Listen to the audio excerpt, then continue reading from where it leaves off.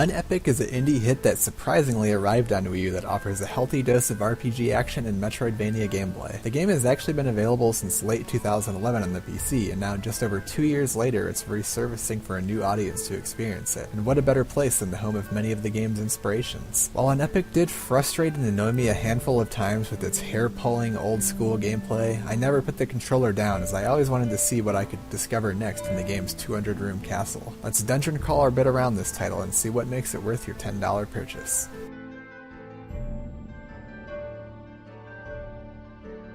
While some may assume you'd play as a brave knight or powerful wizard in a game like this, you actually play as an average Joe, or average Daniel I guess I should say, who is playing a casual game of Dungeons and Dragons with your buddies.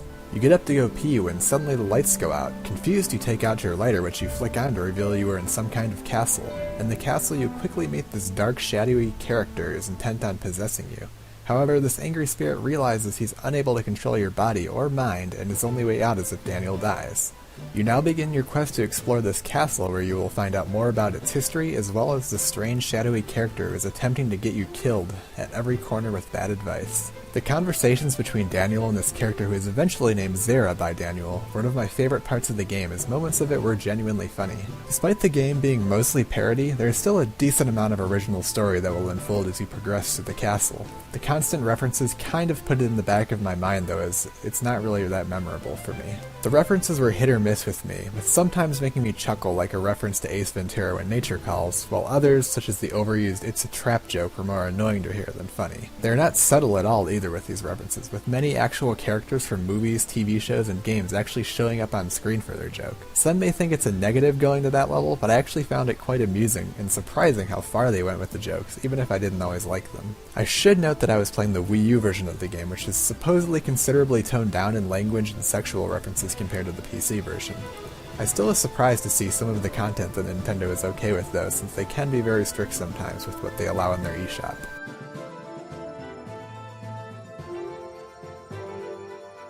You could say the gameplay of the game is a reference to classic games as well, with the most apparent inspiration being Castlevania. Unepic does not limit itself to simply being a clone of that game, however. The designer put an insane level of effort into making the game chock full of in-depth RPG elements as well. This makes for an unbelievably challenging and thought-provoking gameplay experience each play through the game. Before I get into all the RPG goodness though, let's get into the basic structure of the game. Just like a Metroidvania genre title, Daniel only has limited access to the castle at the beginning. In other Metroidvania titles, you'd typically unlock some kind of new power that would allow you to reach a new area. In Unepic there are no such powers though, and that keeps that exploration side of the game to a much simpler tone with locked gates. Each boss you will kill rewards you with a new key which will unlock various doors around the castle. This effectively gives it an overall linear progression. Despite this linear progression, you still may find yourself heading back into previous locations, seeing if you missed any secrets or torches to light. Light sources become a major mechanic of the game, as just about the entire castle is covered with darkness, as you must discover unlit torches or lanterns to permanently light your way. Upon lighting all the spots in a particular room, you are granted with a sound of accomplishment, which sometimes even reveals a secret ladder or path. Secret areas in the game are typically hidden in a similar classic Castlevania fashion, where you attack the wall and reveal a path. Discovering all these secrets can help extend the game's impressive amount of replay value. The game actually has a healthy amount of optional content through comedic quests that involve sometimes standard and very strange requests, such as an old goblin man wanting to put leeches on a particularly sensitive part of an orc. I was initially worried about forgetting the location of all these quest NPCs, but I realized I could purchase scrolls that teleport me back to the currently tracked quest giver. Performing these quests are completely optional, but some might give you an edge in battle, as many provided very helpful tools in my journey in the game. You'll probably find yourself spending anywhere from 10 to 20 hours as you make your way through the game's massive castle. While the game starts off at a moderate difficulty, I found it ramps up to a hardcore level in the second half of the game. If you haven't been properly planning your character, you will find yourself constantly dying through a seemingly impossible experience. Depending on how you look at this, it is either a major negative or amazing old school hardcore positive. Overall, I really like this hardcore style of character planning, but I do think there should have been an easier way for players to reallocate statistics without sending them through excessive boring gameplay to fix their character. It's very important to not just put skill points all willy-nilly every time you level. It's actually a great idea to hold on to as many points as you can until you feel you actually need them. While the game does allow you to strictly go melee or ranged in the game through these skill points, you will find yourself hitting a wall very quickly if you do that. This is because you will encounter enemies and even boss fights that require to use specifically ranged or melee attacks. Because of this, I invested a healthy amount of points in bows, but also ended up pouring some in daggers, which were my melee weapon of choice. Sneaking up on unsuspecting enemies and backstabbing them for massive damage was quite satisfying in this game. You'll find out that even using one type of melee weapon isn't effective either though, as different enemy types are resistant and weak depending on the weapon type, making for an unsuspected neat level of realism not typically seen in a game like this. Speaking of weapons, there is a decent amount of loot in the game, but most of the drops I found to be useless. Most of the gear I'd end up using would either come from quests I did or bought from a merchant. There is a late game enemy that can render a weapon completely useless too, so I find it hard to become attached to my gear like some other RPGs. In my playthrough I didn't delve much into the magic of the game, but I will have you know that there is a considerable amount of spells you can learn, which are mostly unlocked through optional quests besides one of the required schools which you will learn in the story.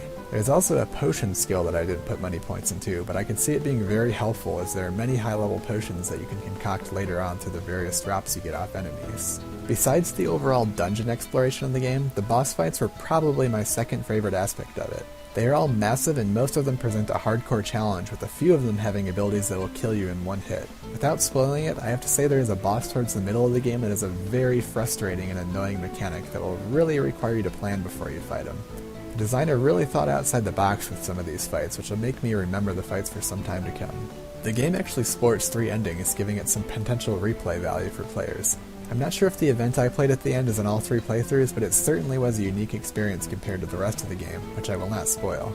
Further replay value can be extended to the game's challenges, which are like an extra set of achievements that award you with a special currency that can be used to purchase unique items and equipment.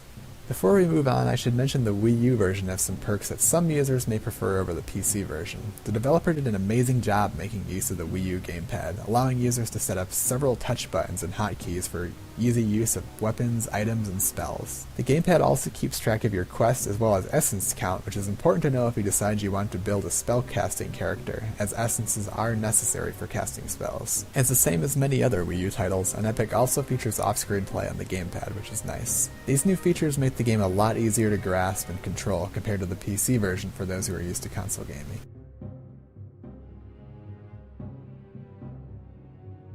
While there's nothing groundbreaking about the look of Unepic, it does a great job replicating an old-school style, which I do appreciate. The art in the bosses stood out too in particular compared to the smaller, less detailed minions I faced. It's really hard to dock points on a game like this, which is attempting to replicate this old-school style through its gameplay and look. Each of the area's castles' many locations truly looked unique in their art and design, which kept me wanting to explore further rather than drop my controller in boredom.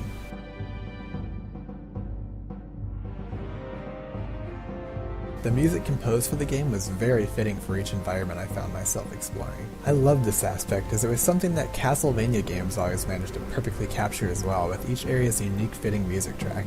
And with Castlevania being the inspiration, it was perfect. One of my favorite tracks was the haunting piano melody that played in the library area of the game. The tavern style of music was spot on too when you reached the safe shopping area in the game as well. The voice acting I found surprisingly decent for this type of comedy RPG. The stars here are obviously Daniel and Zara, and the voice work definitely sounded like professional work rather than the low budget route of grabbing a random volunteer. Sound effects throughout the game I found to be an average affair, with nothing really standing out. I will mention that I liked the loud boss cry death sounds as you defeated them and watched them explode. It was a great throwback to some old school boss fight conclusions.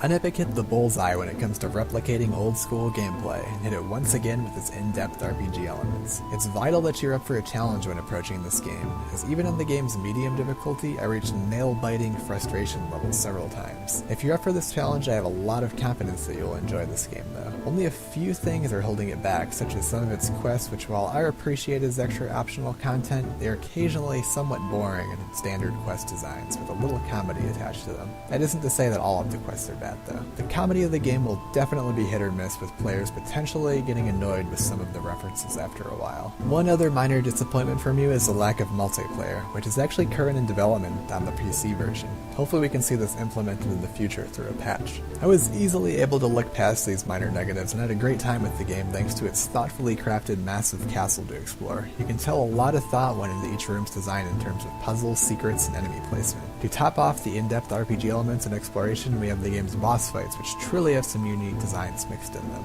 Overall, I had a great time playing through Unepic, as it threw me backward in time to the arduous days of NES gaming, challenging me as a veteran gamer of 2 decades now. At only $10, it's practically a steal as well, as it offers more playtime than many full-priced retail games. The Game Cavern gives Unepic a 4 out of 5.